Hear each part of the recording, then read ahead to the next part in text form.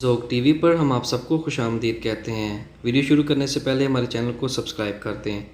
ज़ख्मों को भरने के लिए उबली हुई चाय की पत्ती का इस्तेमाल किया जाता है।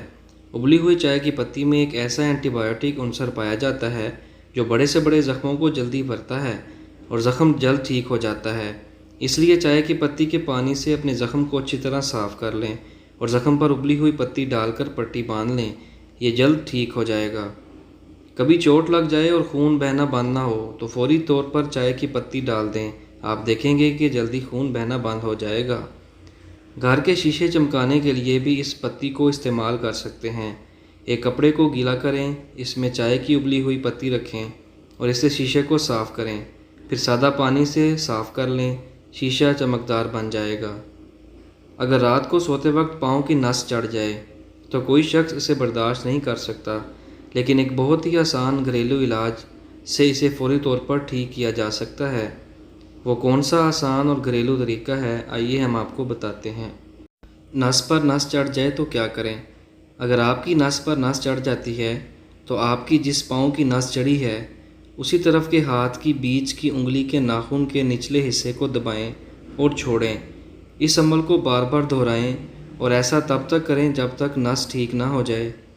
जिस पाँव की नस चढ़ी हो उसी हाथ की बीच वाली उंगली के नाखून के निचले हिस्से यानी उंगली के पोरे को दबाने से नसों में एक प्रेशर बनता है जिससे खून की रवानी बेहतर होती है और पाँव की नस में भी आराम आता है।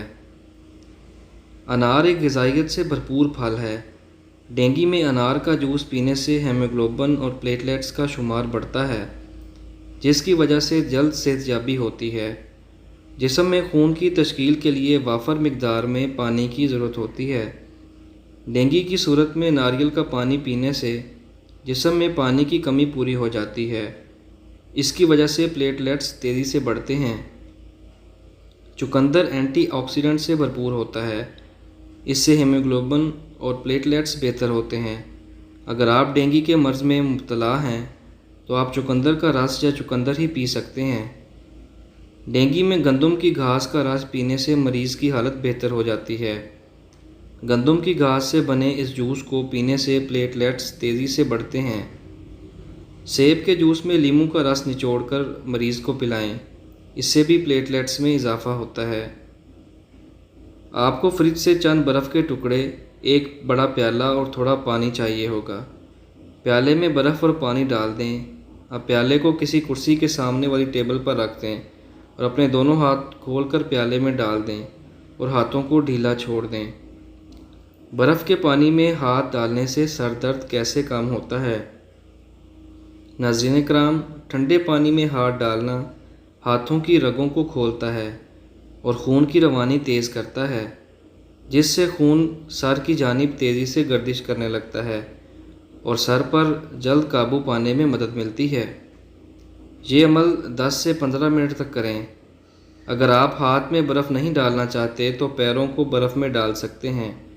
ये तरीका भी ठीक इसी तरह काम करेगा। जापानी फल के तिब्बी फ़ायदे। इस फल को कमर दर्द में खाना फ़ायदेमंद साबित होता है। जापानी फल गले की सोजिश और ख़राश में भी फ़ायदेमंद है। सख्त जिस्मानी मुशक्क़त से पट्ठों की अकड़न और दर्द में मुफीद है। बड़ी आंत में ख़राबियों को दूर करने में मदद करता है। ये हमारे निज़ाम को दुरुस्त रखता है। दिल की बीमारियों में फ़ायदेमंद है। शुगर को कंट्रोल करता है। क़ुव्वत मुदाफ़त में इजाफ़े का सबब बनता है। वज़न की कमी का सबब है। जापानी फल आंत के ज़ख्म को ठीक करता है। बड़ी आंत के वर्म को कम करता है। कब्ज़ को दूर करता है। जापानी फल अपेंडिक्स के मर्ज़ में भी खाना मुफीद है। मैदे की तमाम ख़राबियों को दूर करता है। हम उम्मीद करते हैं कि हमारी वीडियो आपको पसंद आई होगी, तो चैनल को लाइक और सब्सक्राइब करना ना भूलिएगा।